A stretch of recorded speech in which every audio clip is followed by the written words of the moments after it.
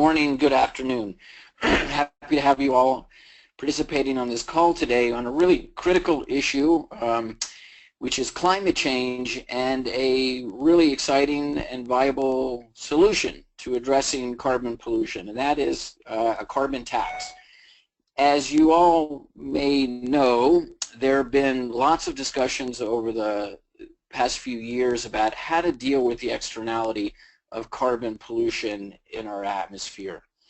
And one of the more important solutions that's been offered is to price carbon, actually to put a cost that is accountable and takes into account the real impacts, economic, environmental, health impacts of carbon pollution. And so today's conversation features a number of state legislators and business allies that the American Sustainable Business Council has been working with across the country, both particularly at the state level. And if we could go to the next slide, I will describe a few initiatives that ASBC has underway that you're all welcome to participate in.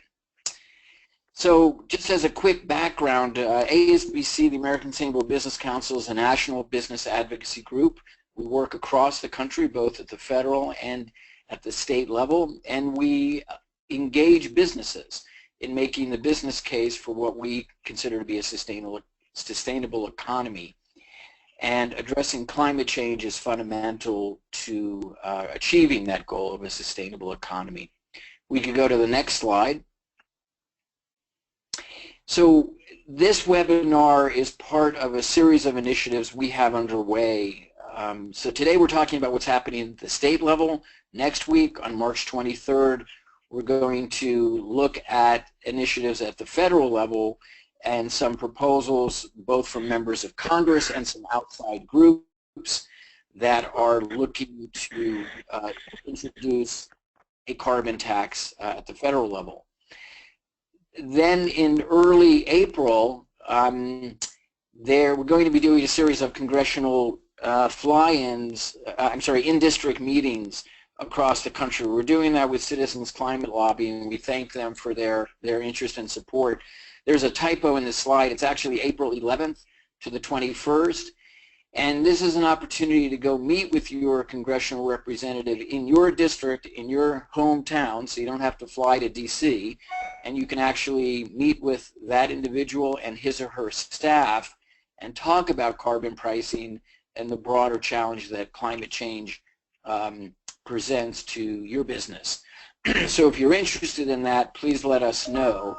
And then finally, on May 2nd in Washington, D.C., ASBC is partnering with many different business groups across the country to organize a fly-in to D.C. to meet with members of Congress from both parties to make the business case that climate change is really a fundamental challenge to the functioning of our economy.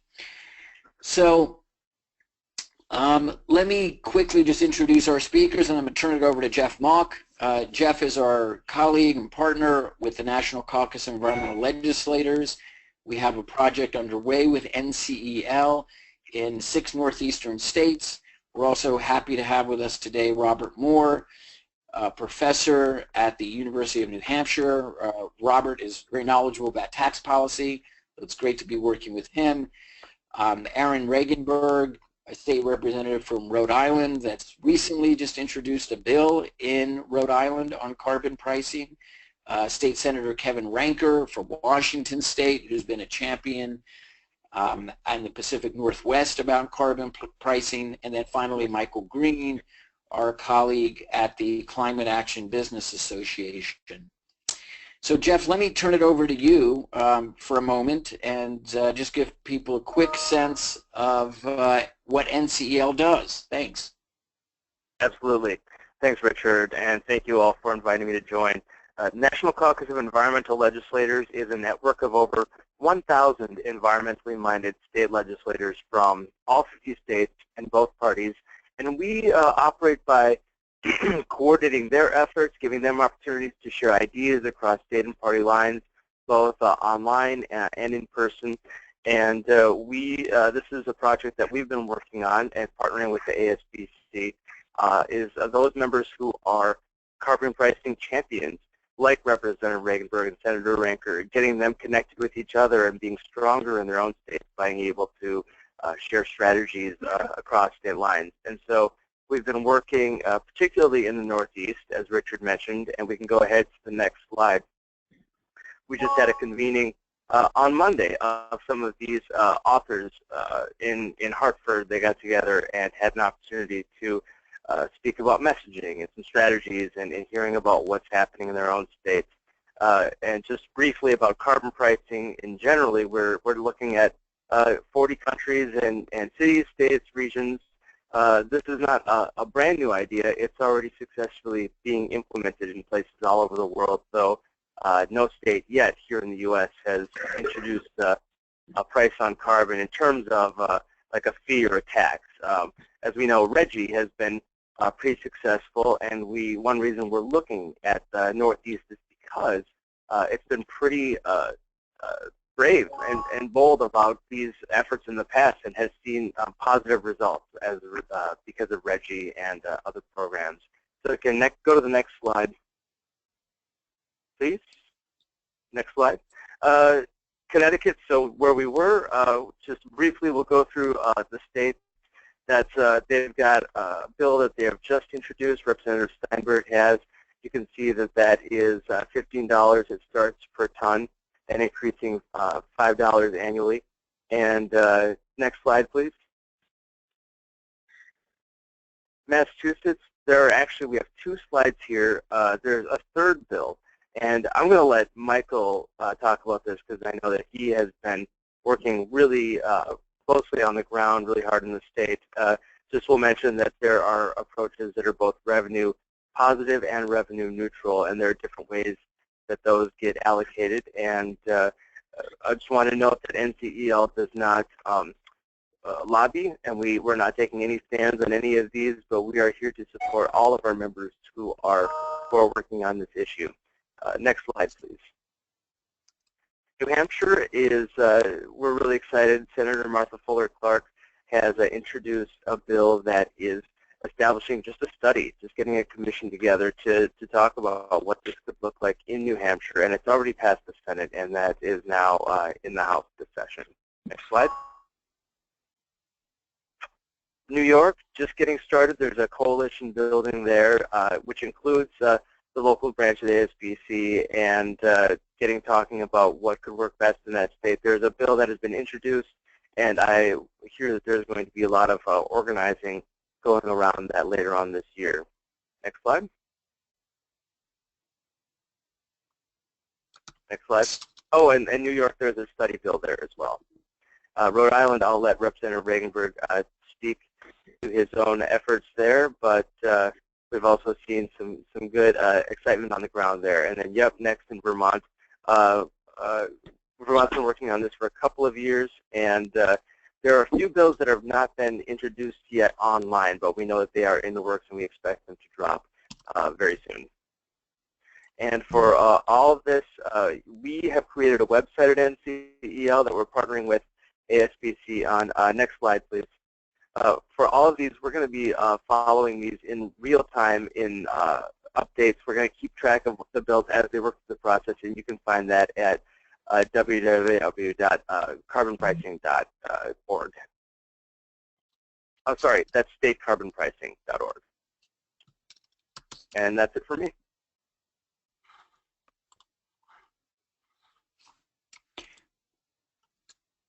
Great. So do we have Representative Regunberg on the phone with us? Actually, I'm sorry, I take that back. Robert Mohr from the University of New Hampshire was going to walk us through a little bit of background on how a carbon tax would actually work and what it entails. So Robert, let me turn it over to you. Thanks. Thank you. So I have the task of teaching everything about carbon pricing in 5 minutes or less, so I don't know how much I'll get through, but I want to just give a little background of where this comes from. So two main reasons, what are the advantages that economists see in carbon pricing, particularly carbon tax, And then a little bit about tax incidence, which is just sort of economics lingo for who really pays this tax at the end of the day. So why do economists like a carbon tax? Well, they like it because of its flexibility. That we know that in the area of greenhouse gas emissions, there's lots and lots of ways to reduce emissions. And we know that we economists are certainly not well positioned to know what the cheapest way is. We don't think legislatures are either. And so a carbon tax just creates an incentive to reduce greenhouse gas emissions, but doesn't really tell anybody how or where to do that. We let the market itself figure out how to best maximize that incentive in the areas where emissions reductions are cheapest, where people can avoid creating greenhouse gases either by using less energy or by using different kinds of fuels, that those are then exploited, right?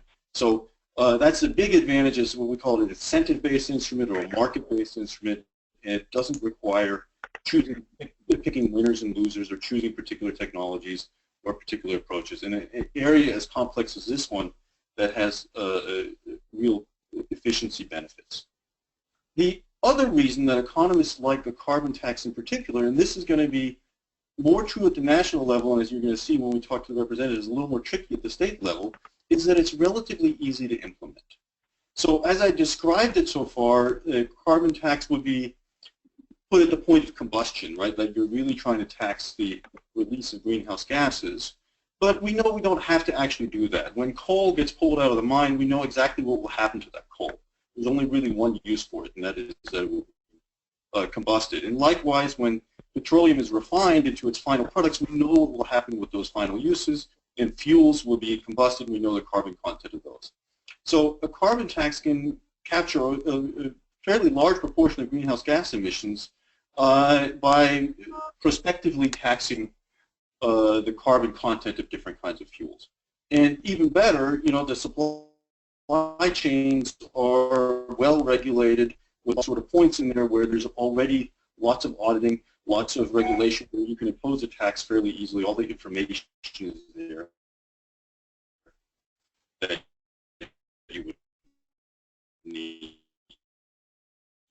Tax which is fairly flexible and the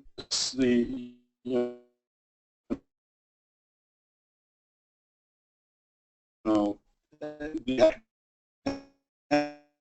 academic community is relatively the cheapest way. I could say I want to focus a little on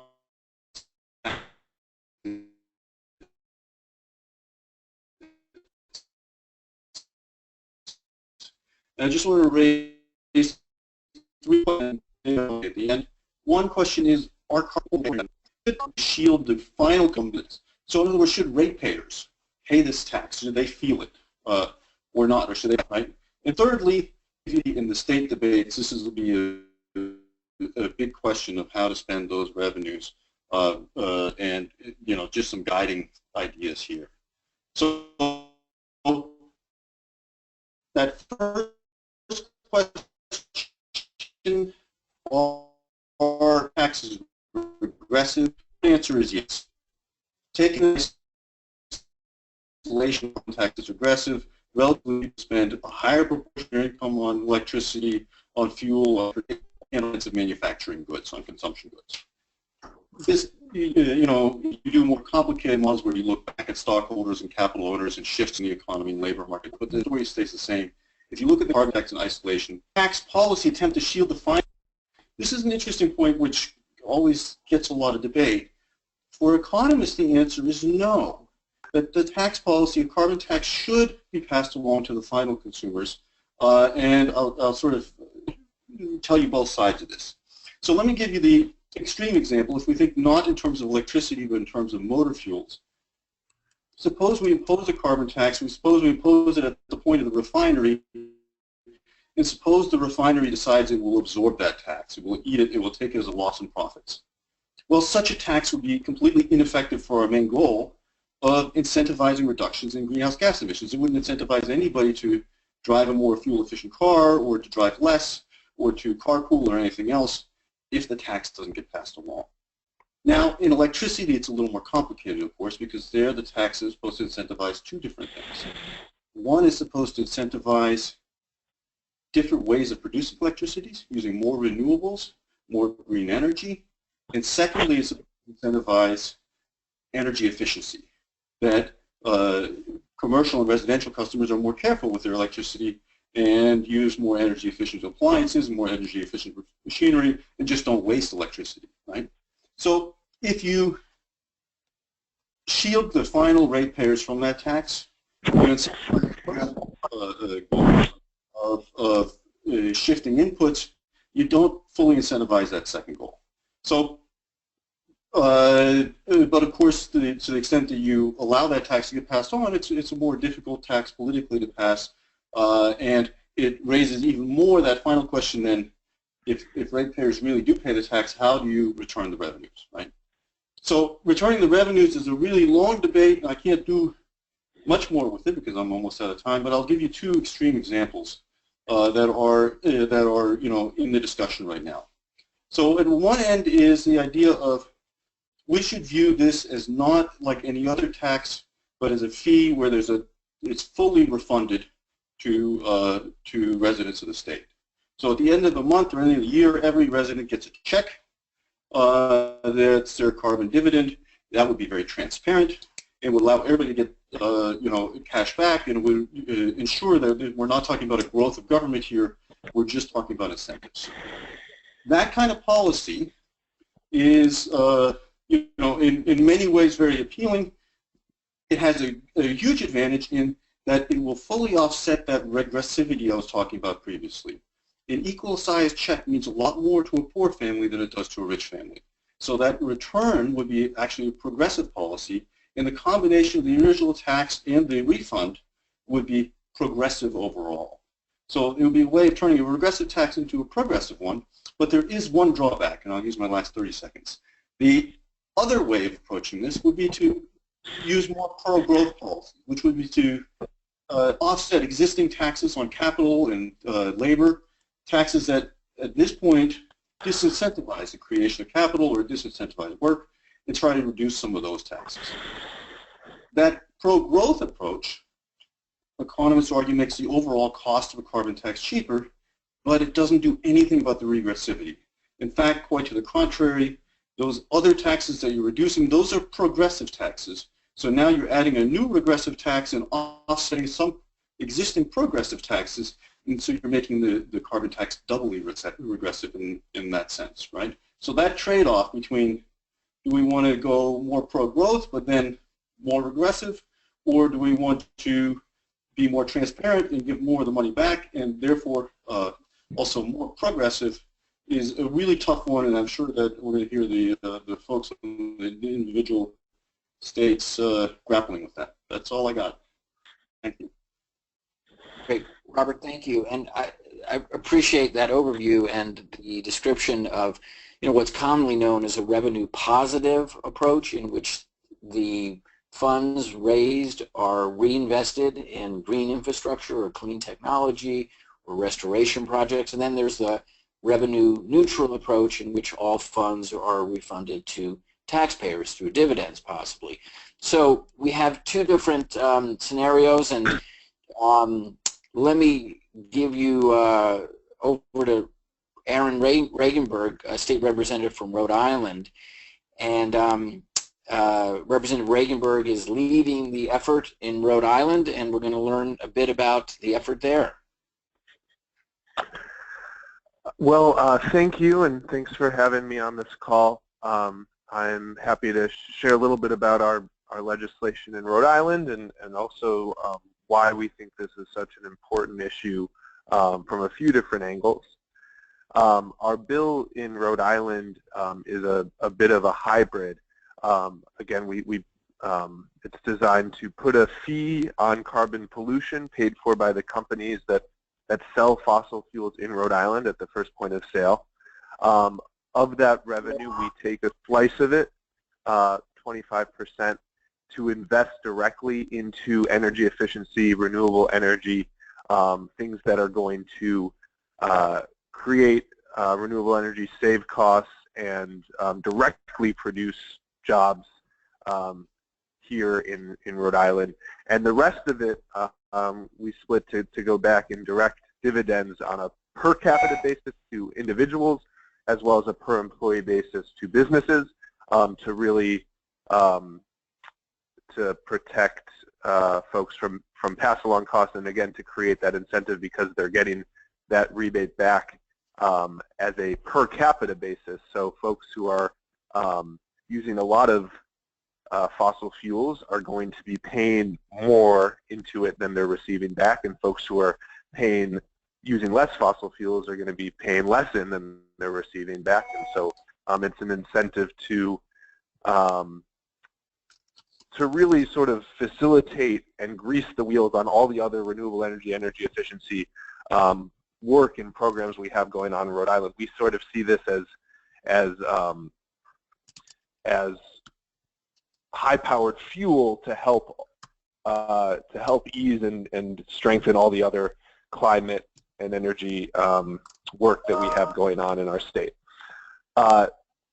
From our perspective, we're really looking at this legislation not only as an ambitious piece of climate action, and it certainly is that, and we have an analysis showing that this is really, it's hard for us to figure out how we're going to meet as a state our legally mandated emission reduction goals without something like this. So it's really important on that end. But we also think it's really important as a tool for local economic development. In Rhode Island, and I think it's the same in all of our states here in the Northeast, we're not producing any fossil fuels locally. So every dollar that we're spending on that kind of energy is a dollar that we are taking out of our local economy and that we're sending over to Pennsylvania or Texas or Saudi Arabia or wherever it is. Every dollar that we can transition from that imported out-of-state fossil fuels to local renewable energy, distributed generation, energy efficiency is a dollar that we are keeping here in our communities, that we're keeping circulating in local businesses, being paid to Rhode Island workers. It's from a macroeconomic perspective, it's really local economic development. And we have a study, and a number of the states that we're working with have done studies now really modeling that and showing that if this legislation passes, it does increase state GDP. It does lead to thousands of new jobs. It is truly a win-win-win. And so that's been our approach in Rhode Island. As Jeff mentioned, we're working with a number of states in the region, and so what we put into the legislation this year is actually trigger language, so saying that we can pass this and it won't go into effect until our neighboring states have passed something similar, with the idea that this is going to be stronger if we can do it regionally, and also we can eliminate some of the concerns that have been raised around cross-border issues. I would argue it's a good thing for both our environment and our economy for a state to do it alone, but because of the political realities and because it's going to have a stronger impact regionally, we're really trying to work together across states. And the last thing I'll say is that we're doing in Rhode Island, the coalition that's working on this is really focused on building support and outreach in the business community. Business owners who care about these issues have a really important role to play in the successful advocacy to get some of these ambitious climate proposals over the finish line, because we know what we're up against. There's always going to be certain voices in the business community who are going to say this is a job killer. And even though we've got the actual models showing no, in fact, this is really good for our economy and for all of us, as well as being good for the world and the planet, those voices are going to be loud, and they always make an impact in our state houses, whether in Rhode Island or other states. And so having voices of business owners who care about sustainability, who understand the big picture, and who understand the economics of why these things are really helpful, is a really important piece of this strategy. So I'm excited that everyone's on this call and starting to really think about the work that's happening. Great, good. Aaron, thank you for your work in Rhode Island and leadership. Jeff, do you want to introduce State Senator Ranker, and then we're going to move all the way across the country and have the senator talk about his work in Washington State. Yes, Senator Ranker. I also want to mention that he's working with a lot of our states in the Northeast as well, coordinating some of the national groups. And so, yes, longtime champion on these issues and many, Senator Ranker. Thank you. Can everybody hear me okay? Yes, we can. There's a little bit of an echo there, but go ahead. Okay, great. Sorry about the echo. I don't know how to fix it right now. So as Jeff said, I am working with a number of states and have had some conversations with Aaron and others in the New England states about the wonderful work happening there.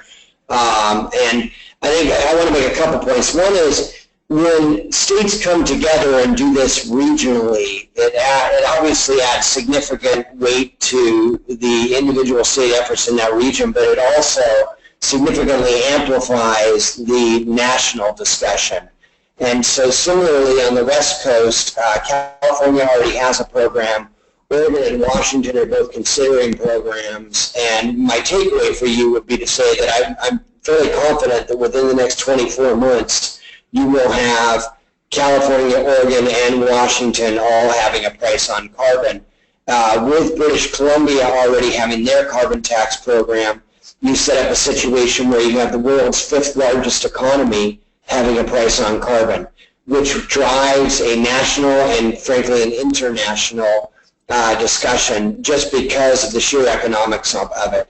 I go back to when California implemented their clean air rules, the PAVLI standards for auto pipe emissions, and many of the auto manufacturers were saying, well, you know, we're going to have to stop selling cars in California. In fact, what happened, since 21% of car sales in the United States are in California, those standards became the national standard very quickly. So I believe that if the Northeast and the West Coast move in the direction that it looks like we are moving, we progressively advance a national discussion. The program that's being considered in Washington State would be a carbon tax. In Oregon, there is a cap and trade program being considered. In Washington State, we have a bipartisan discussion going on a carbon tax that would begin at $15 per ton, go to $25 the following year, so a quick escalation there, with an inflator of 2% plus CPI, and that actually maybe 3% in the final, maybe 3.5. We're still not sure. There's some talk of as high as 7.5 on the inflator, but I'm not sure we're going to get there. We tax most fossil fuels and electricity. There are exemptions for some of the energy-intensive industries. The way the money is spent, and it's interesting, so we had an initiative here that failed at the ballot and for our carbon tax, supposedly revenue neutral, but one of the problems was it was written very poorly by some folks who kind of were very passionate but not very strategic. So their revenue neutral carbon tax ended up being revenue negative by $700 or $880 million. And so we're at a time when we can't afford a nearly $1 billion hit to our general fund. In the Washington State Senate, I'm the ranking member on the Ways and Means Committee, so I'm one of the 4 negotiators who actually writes the state budget. And even I had to come out opposed to this carbon tax because of its significant budget implications. We did substantial exit polling after that, however, and have done significant polling since. And what we know is a supermajority of Washingtonians are actually supportive of putting a price on carbon. They saw the damage that would have been done with the flawed proposal that was before us, so did not vote for it. In looking at where we spend money, though, what was interesting out of that polling is historically the polling has said very clearly that they wanted to see a nexus on where money would go. And we also asked the question, by the way, of should it be revenue neutral or should we lower other taxes as these taxes come into play? And what's interesting is the public, at least in Washington and in Oregon actually, both say no. They believe it should be revenue generating and the revenue should go back to a mix of different areas. Forest health and water infrastructure, kind of water health, air health issues are the top of that list. But there is also a majority support in Washington state for some issues that don't have that nexus, including paying for education, where we have a very public debate going on because of a $3.5 billion shortfall in K-12 spending. And so that's something that's prevalent. So in the end, the money would go 50% to this education issue, 20% to water, 20% to clean energy and carbon reductions, 5% to forest health, and 5% for low-income assistance. And this will not be a large discussion until the very end of our legislative session this year. And if we can get it passed, it will be an 11th hour piece of the budget that we pull forward. But even without it passing this year, I believe there are good chances for next year legislative, and there's also a massive effort being mounted for an initiative campaign, and one that would be very closely written to this, that could have some pretty significant business support as well. And I want to echo something that Aaron said too, which is we've been working closely with all of our major businesses and small, the Main Street business coalitions as well, and taking a look at how these really impact some of those businesses, both positive and negative. And we have similar numbers to what Aaron has with regard to the very positive ramifications overall on our economy through job creation, but also through having healthier communities and so on. And many of the businesses that are working with us have moved from a place of opposition or lack of understanding to a knowledgeable support or neutrality on the proposal. We are not there yet with some of our largest businesses. Many of the tech folks are there, but some of the other manufacturers in the aerospace industry and others are still asking questions. But we believe we can get to a place where we can put this forward. And one of the things that's come up from several of the businesses who are now on the table who were not previously is they have said very candidly that they recognize the momentum happening throughout the country, be it in New England, be it on the West Coast or elsewhere. And what they're saying is, well, actually I had a CEO from one of my largest companies tell me, well, I'd rather be at the table than on the menu. And the candid conversation went from there that we would rather work with businesses to develop something that is thoughtful and addresses their issues as they raise them. We'd rather do it that way than have something through the initiative process that may be a little more of a blunt tool. So with that, that's about all I have to share, but I want to thank you for asking me to participate in this. I'm really excited about the work happening in New England because what happens there affects the rest of the country.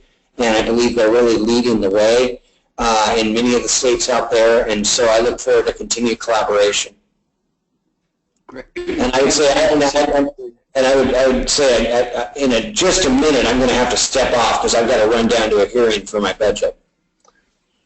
Okay, good. Well, Kevin, thanks for your leadership on this in Washington State and your help in directing other states across the country to move forward. So our final presenter, and then we want to make sure we have time for questions here. And our final presenter is Michael Green, the Climate Action Association in Massachusetts. Michael's been working on a number of initiatives across the country, but is going to focus specifically on what's happening in Massachusetts. All right, great. Thanks so much, Richard, for handing it off, and hopefully everyone is hearing me quite all right. Michael Green here with the Climate Action Business Association, and just to make this... Yeah. Oh, can you guys go on mute if... yeah, thanks so much. Just to clear things up real quick, Climate Action Business Association has been working on carbon pricing in Massachusetts for about 4 years now. And during our work, we've had the opportunity to team up with a policy analysis and econometrics group that has really broken ground on carbon pricing here in Massachusetts, being one of the first to actually put out public studies on the policy piece, and that was Climate Exchange. So back in September, we actually did a merger of the two groups. So while some of you might be used to me talking about the business engagement side of carbon pricing, I'm going to talk a little bit more about what we're doing as a group through Climate Exchange. Now, what we saw is that we've been able to gain some amazing capacity on carbon pricing through business engagement, a great coalition of grassroots leaders, and really some strong political leadership. And what we thought might be helpful is, could we start to teach the lessons that we've learned, or some of the opportunities that we've come across, and quite honestly some of the pitfalls that we fell into, and start to spread that to other states in order to get the resources, education, and the tools out there. We know that having a price on carbon in Massachusetts is great, but this is something that we need to be doing across the country.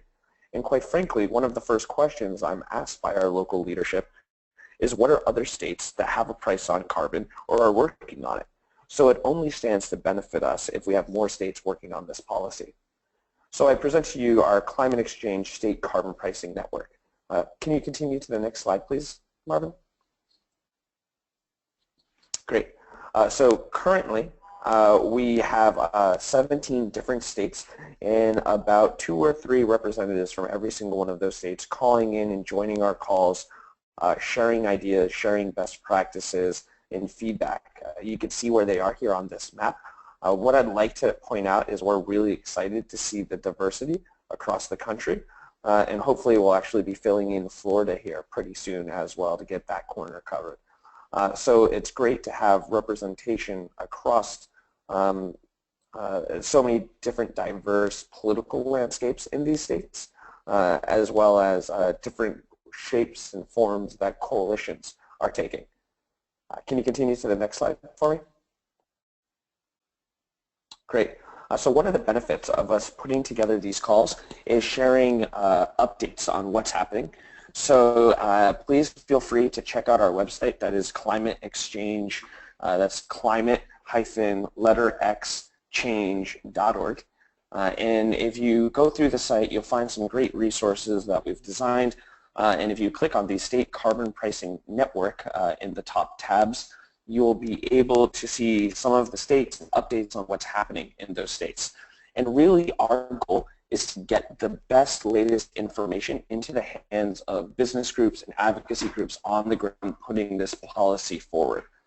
So that being said, if there's a state that we're missing on the website or you want to learn more, there's a bunch of different ways that you can sign up for more information on the site, or you can also directly reach out to me.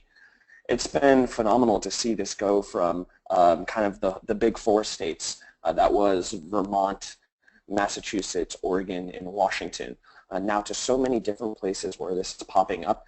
And to be honest, I think this is a direct response to the bold action that's commensurate with the challenges that we're facing on the national level. So we're really encouraged to see carbon pricing campaigns pop up all over.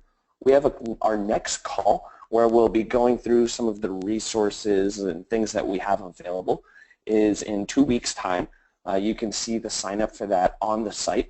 And on that call, we will be discussing business engagement, everything from how to write a business-framed op-ed, sitting down with your local chambers of commerce and business associations, and also if you're a business owner, how you can publicly voice your support for carbon pricing. That's all for me. Back to you, Richard.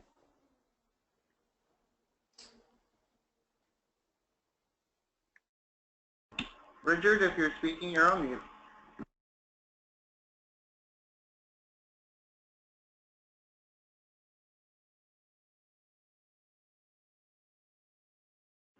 Okay, while Richard is figuring that out, we want to thank Michael for that info, and we want to start question and answer from folks. So there are several ways we can do this.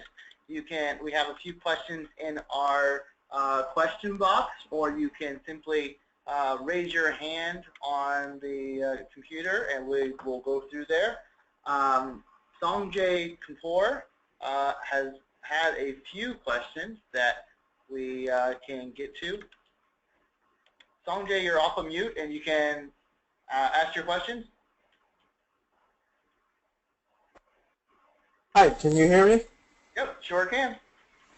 Great, thank you. I was curious, I think at the beginning someone talked about successful implementation of a carbon pricing scheme, and I was wondering what are the characteristics of successful implementation in your view? And is that, do you know who you have that question for? I think it was Paul who initially maybe made the comment, but I'm open to thoughts from anyone.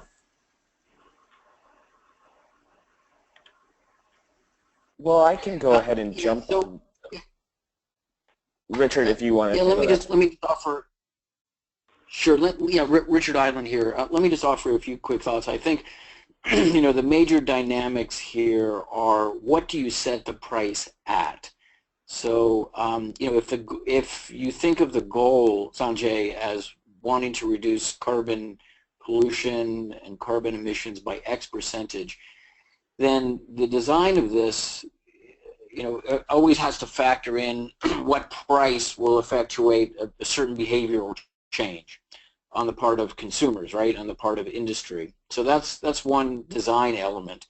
I think another is, how broadly based or distributed the impact will be. So in some cases, it's concentrated in certain sectors. That's been the way certain proposals have focused. Others, it's more broadly distributed across the economy.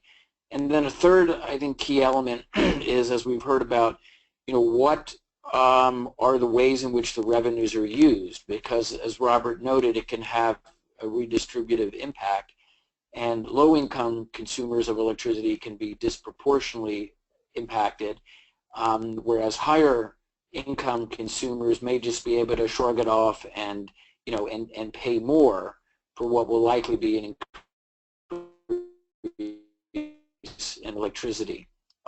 Did someone answer that question as well on the panel?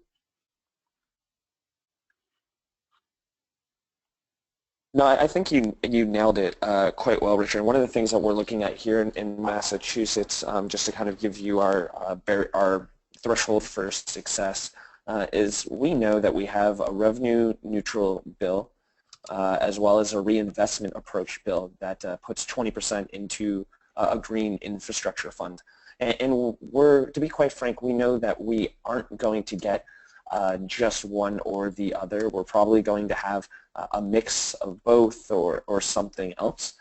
So it's really important to put faith and empowerment into our local leadership and hope that they will be able to come up with the politically soluble as well as something that can really push carbon pricing forward. That's our approach on here. And Aaron, do you want to offer any thoughts from your experience in Rhode Island? Unfortunately, he had to jump off. Okay. Okay. Good. Thank you. Marvin, are other questions? Yep. So we have a question from Linda Aronson. So Linda, you're off mute. You can ask your question. Okay, I actually live in Georgia, and you had mentioned that Florida may be joining the coalition of the of all these states soon, and I just wondered, is there any effort underway to pull in some of the other states surrounding Florida to create a regional southeastern coalition? Michael, I believe that's directed towards you.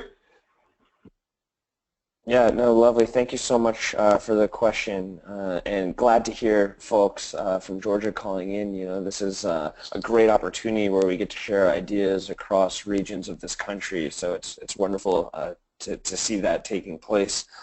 We haven't made to be honest, we haven't even made it more than 90 miles north from the tip of Florida. We're still really kind of looking at that safe blue zone down in the greater Miami area and working with some folks down there. But I'm sure as our capacity builds and the support for carbon pricing builds in Florida, I am all ears for people that we need to be connecting with in surrounding southeastern states.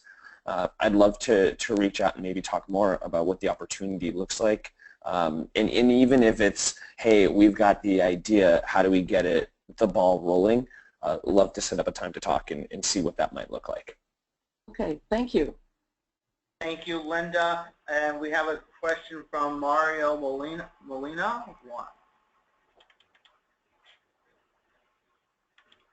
Mario, can you?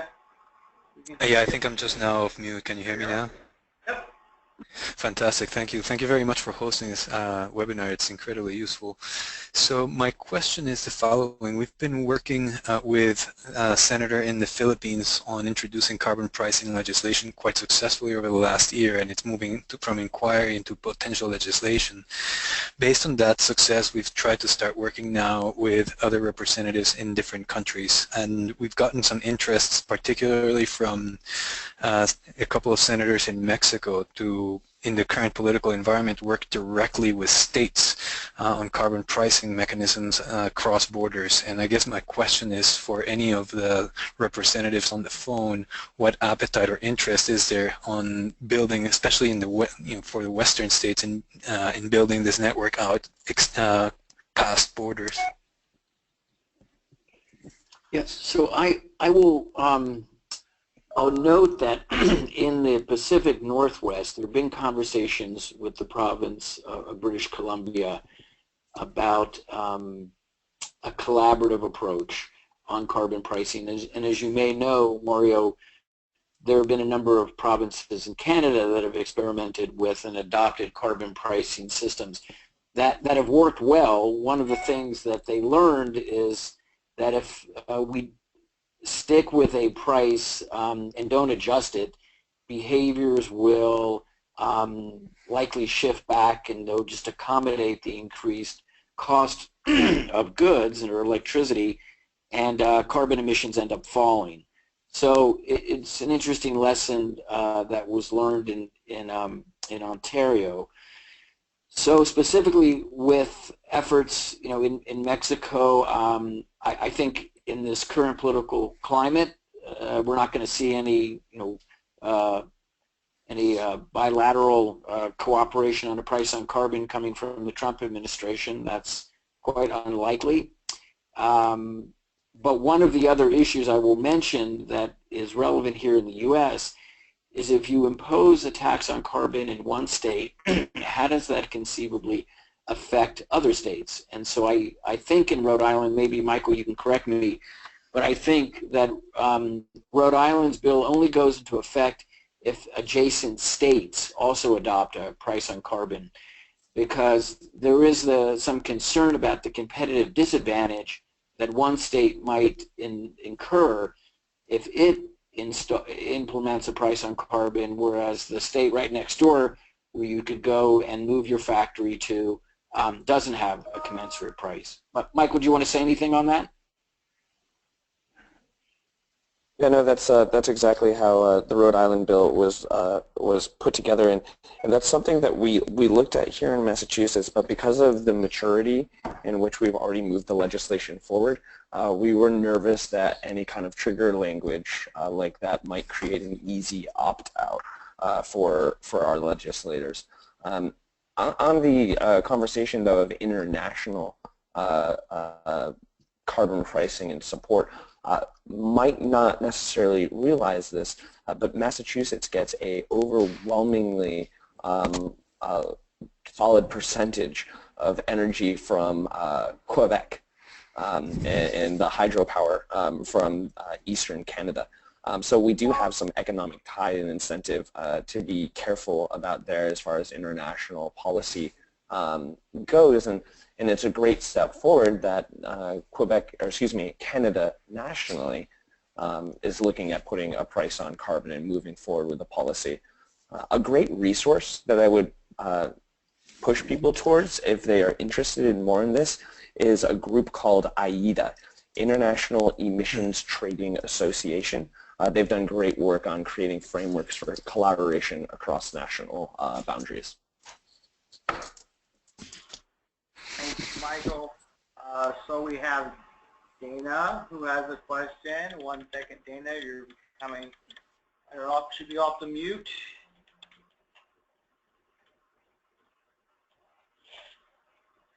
Dana? Okay, can you hear me? Yep, there you are. Okay, thank you for putting this together. So my question, we maybe just already touched on this, about the possibility for states to collaborate regionally to do this.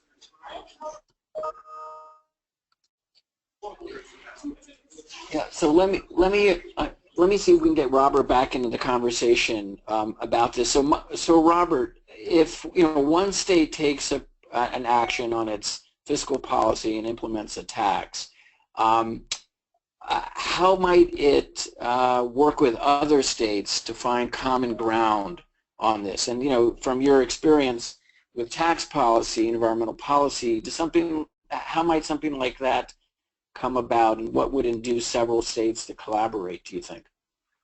Right. So this is, one of the big drawbacks of the state approach as opposed to a national approach, where if you have a national tax, then you can also do things like border tax adjustments to account for the carbon content of imports and exports and so forth.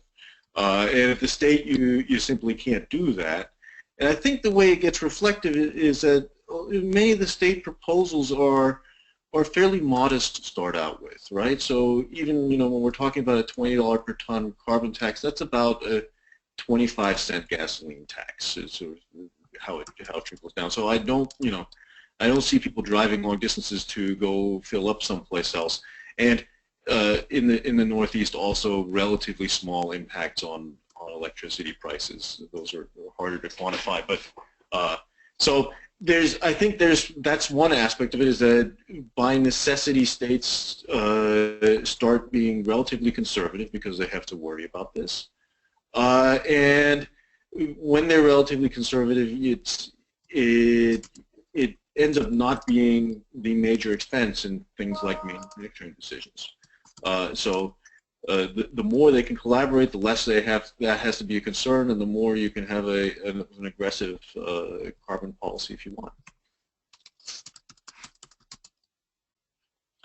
And Robert, say something more, if you would, about the competitive factors here. So if Rhode Island, or let's say Massachusetts, implements a bill, does that conceivably impact Connecticut, Rhode Island? Is there some competitive disadvantage or advantage that a state would derive from being the first mover on tax policy? I think a couple of pieces. One, as a representative from Rhode Island was saying, electricity grids are not sort of limited to states. So you may be promoting renewable energies that are created within your state, as opposed to non-renewables that you're exporting from other states. So if you have a multi-state grid, it becomes a complicated accounting problem, because you just have spot markets in electricity. It's hard to know exactly where this bit of electricity is coming from. And secondly, carbon taxes, electricity is an input in the cost of goods and manufacturing. And so therefore that can affect decisions on the locations of firms. But I'll go back to my prior point there. At the levels we're talking about, I don't see that as being a real salient piece of this, simply because the costs are still relatively low, the sizes of it are relatively low. Mm-hmm. Okay. Can I add just a few things on the Massachusetts bill to make it slightly more, maybe more tangible to what we're experiencing here? And first, dead on the fact of it is hard to account for the electric sector because it is a regional grid.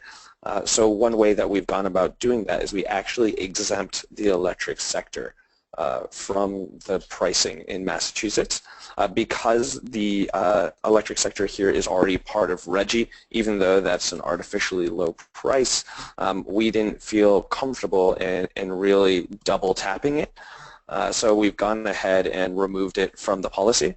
And then the other thing that's worth noting is we look at this really as a net gain for businesses in the state. Right now we're shipping tens of millions of dollars out of the state because we have no fuel extraction or refining capacity in Massachusetts. So all of the money spent there is leaving the state. So keeping that money here in Massachusetts creates jobs, creates innovation and opportunity in the private sector. Mm-hmm. Great. Good. Marvin, is there another question? Yep. We have a question from Anna. Can you hear me now? Here we are.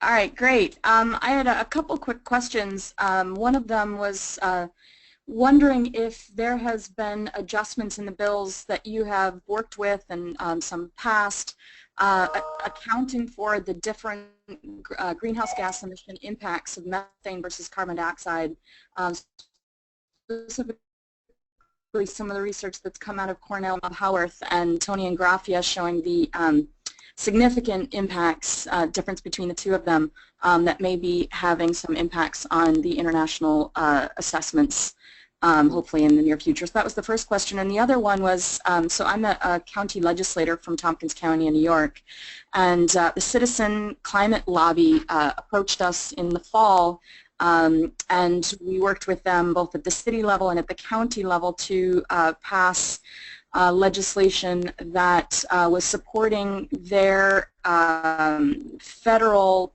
carbon fee and dividend legislation, which is bipartisan, and I see that a bill was just presented by 17 Republicans and 17 Democrats at the federal level on March 15th. I think that is in support of that carbon neutral tax, and I was wondering if you guys had all seen that and you're tracking that and what you've seen on the federal level with that, because I know of course it can obviously include the border tax adjustments on top of everything else, which would be great. Yeah. So let me say something about the federal initiative. There is a caucus called the Climate Solutions Caucus, which started out mostly as Republicans and is now a bipartisan caucus that is promoting the idea of putting the price on carbon will raise revenues that are needed to build the economy. At the same time, they recognize that climate change is a fundamental risk to our economic solvency. That approach they've taken is mostly revenue neutral, which is seen as a more politically viable outcome in Washington, D.C. We think it's a really good sign that that conversation is happening now. There's also another interesting element here, which is as the congressional leadership and White House looks at tax reform, and the two main ideas are a border adjustment tax, or I'm sorry, a border tax, of a 20 to 30% tax on imported goods, which probably won't fly, or the idea of large-scale corporate income tax reductions, which may not work either. People think that maybe this is an opportunity for a national carbon tax to be introduced. The chances of that are probably slim in Congress, but we can keep you all posted on that as we go forward. I see that we're really at the top of the